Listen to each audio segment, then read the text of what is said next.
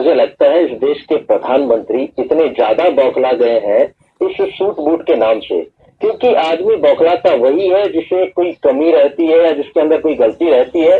जिस तरीके से लगातार हमले हुए और पूरे देश में जो छवि बनी है भारतीय जनता पार्टी की और इस देश के प्रधानमंत्री की, उससे साफ जाहिर होता है कि देश के लोगों ने ये मान लिया है कि ये प्रधानमंत्री और इनकी सरकार कुछ चंद सूट बूट वाले लोगों को फायदा पहुंचाने के लिए ही काम करेगी और उन्हीं के हित में अपने तमाम योजनाओं को लागू करना चाहती है। लेकिन आप देखिए कि प्रधानमंत्री कितने विचलित हो गए कि आज उन्होंने अपनी पद की गरिमा तक को साथ में रख दिया और ऐसे शब्दों का प्रयोग किया। उन्होंने कहा कि ये मानसिक दिवालियापन हो गया है राहुल गांधी का या कांग्रेस का।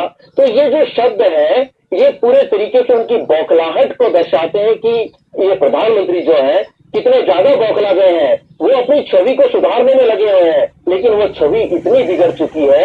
आज लगातार देश का किसान ये नारे लगा रहा है, नरेंद्र मोदी किसान विरोधी। क्यों लगा रहा है?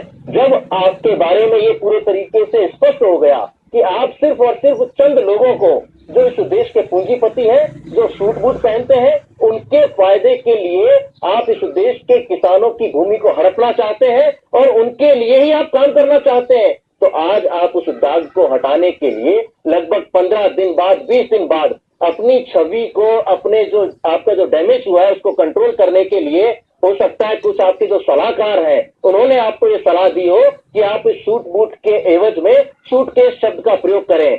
तो मुझे लगता है उस डैमेज को कंट्रोल करने के लिए, उस बौखलाहट भरे माहौल में अपने आप को बचाव में लाने के लिए प्रधानमंत्री नरेंद्र मोदी ये सूट केस वाले शब्द का प्रयोग कर रहे हैं। लेकिन ये उचित नहीं लगता। अब इस देश की जनता जान चुकी है कि ये जो सरकार आई है, इस सरकार का गरीबों से कोई लेना देना नहीं है। अगर आपकी छवि इतनी नहीं बिगड़ी होती तो क्या आवश्यकता थी कि मथुरा की रैली में आप लगातार गरीब पे फोकस किए हुए हैं? उससे पहले तो आपने कभी बात नहीं की। आप मथुरा की रैली में कहते हैं पूंजीपतियों का कोई योगदान नहीं होगा इस देश में रोजगार को स्थापित करने के लिए या रोजगार के सृजन में। उन तमाम रेडी वालों का, फेरी वालों का, ये जो छोटे जो काम करने वाले लोग हैं वही रोजगार सृजन करेंगे। तो आप एकदम से अपनी छवि को सुधारने के लिए गरीब पर ध्यान क्यों केंद्रित करते हैं? जी, वो इसलिए ताकि देश में आप ये संदेश दे पाए कि आपके ऊपर जो लगातार आरोप लगाए जा रहे हैं कांग्रेस की तरफ से कि ये सूट बूट की सरकार है, आप उससे बचना चाहते हैं, आप बचाव की मुद्रा में आ गए हैं। अच्छा, ये जो 56 इंच के सीने का बार बार दम्भ भरते हैं, आप कभी इन शब्दों का प्रयोग नहीं करते। जी महेश जी, अनिल अंबानी, अडानी या तमाम जो उद्योगपतियों को सहायता पहुंचाने को नरेंद्र मोदी या भाजपा जानी जाती है, तो ये क्या संकेत उस तरफ तो नहीं जा रहा जो कॉर्पोरेट कल्चर होता है, गरीबों की बात सुननी नहीं, उनके लिए योजनाओं पर काम नहीं करना, जो सारा काम करना है ज्यादातर तो उनके लिए काम करना है। तो क्या ये माना जाए कि राहुल गांधी का संकेत टूट बूट उस तरफ तो नहीं है? नहीं, बिल्कुल स्पष्ट है। देखिए, इस देश का बुद्धिजीवी इस बात को समझता है और स्वयं राहुल गांधी जी का जो इशारा है वो भी यही है कि प्रधानमंत्री के कपड़े या उनके सूट पहनने के ऊपर ये इशारा नहीं है। जिनका संकेत सीधे तौर पर, और प्रधानमंत्री भी इस बात को समझ रहे हैं, भारतीय जनता पार्टी भी पूरे तरीके से समझ रही है कि राहुल गांधी का या कांग्रेस पार्टी का इशारा किस दिशा में है। लेकिन वो इस बात को मोल्ड करना चाहते हैं, बार बार अपने शब्दों में ये कहते हैं इन्हें कोई मुद्दा नहीं मिला तो मेरे पहनावे पर, मेरे परिधान पर ये लोग टीका टिप्पणी कर रहे हैं, जबकि ऐसा नहीं है।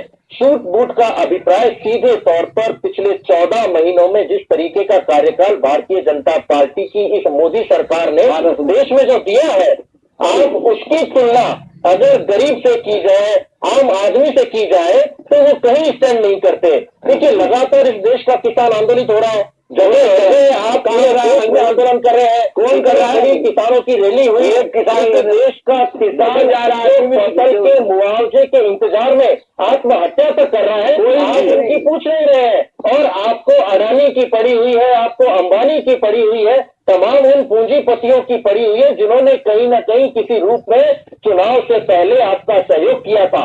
आज आप इतने दबाव में आ चुके हैं उनके कि भूमि अधिग्रहण बिल को सार्वजनिक रूप से लोकसभा और राज्यसभा में पारित नहीं करवाने पर आप तीसरी बार अध्यादेश के रूप में लाना चाहते हैं। ऐसा क्या दबाव है आपके ऊपर? क्योंकि आपसे वो पूंजीपति वापस अपना जो भी आपको सहयोग किया था इस देश से आपके माध्यम से वापस चाहते हैं और आप उनके दबाव में हैं। ये सरकार इसलिए सूट-बूट की सरकार कही जा रही है कि आप उनके दबाव से बाहर नहीं आ रहे हैं। आप बार-बार गिनाते हैं कि हम देश के गरीब के लिए काम कर रहे हैं, हमने 14 करोड़ खाते खोल दिए जनधन योजना के तहत। तो क्या आप इस बात का जवाब देंगे कि 14 करोड़ खाते खोलने से उस गरीब के जीवन स्तर में कितना सुधार आया है? आपके पास कोई जवाब नहीं है।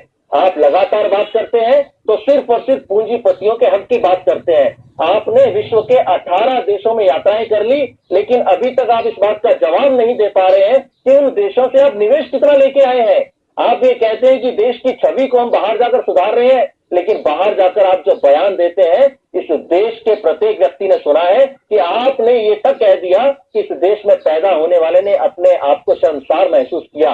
जो लोग 1 वर्ष पहले तक पैदा हुए वो अपने आप को कोस रहे हैं कि हम इस देश में कैसे पैदा हो गए।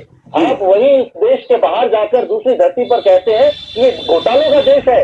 तो ये इस प्रधानमंत्री को शोभा नहीं देता। और जिस तरीके की छवि करने वालों को शर्म नहीं आती है, आप कहीं ना कहीं आज बौखलाहट की स्थिति में आ चुके हैं और अपने आप को बचाव की मुद्रा में लेकर आ गए हैं। आपके तमाम सलाहकारों ने आपको एक ऐसा वापस से कोई सलाह दी है कि आप इस शब्द का काम में लो, इस सूटकेस वाले शब्द का प्रयोग में लो, ताकि आपकी छवि को वापस से हम ठीक करने का प्रयास कर सकें और आरोप लगा सकें कि जो भ्रष्टाचार कांग्रेस ने किया था उससे अच्छा है कि हम तो सूट बूट में घूमे। लेकिन आप उस मर्म को नहीं समझ रहे हैं, उस इशारे को नहीं समझ रहे हैं जो कांग्रेस और राहुल गांधी लगातार आपके ऊपर ले रही है। जी अशोक जी, मालूम नहीं है बाद अकेले राजस्थान में 50 किसानों ये आत्महत्या करे लोग उनको उकसा रहे हैं और उनको राजस्थान में जितना मुआवजा जितनी जल्दी सरकार ने दिया 500 रुपए का मुआवजा आपकी सरकार ने 750 देना पड़ेगा। आप देखिए मुआवजे तो फार्मूला है तक रही है अजी मुआवजे का जी आपको इस बात की जानकारी नहीं है। मुआवजा तो ये फार्मूले से मिलता है, उसमें न तो अशोक पांडे कुछ कर सकता है और न कोई राहुल गांधी कुछ कर सकता है। फार्मूला है बर्बाद उसमें 18,500 रुपए मिलने हैं एक हेक्टेयर पे। जो आदमी पता ही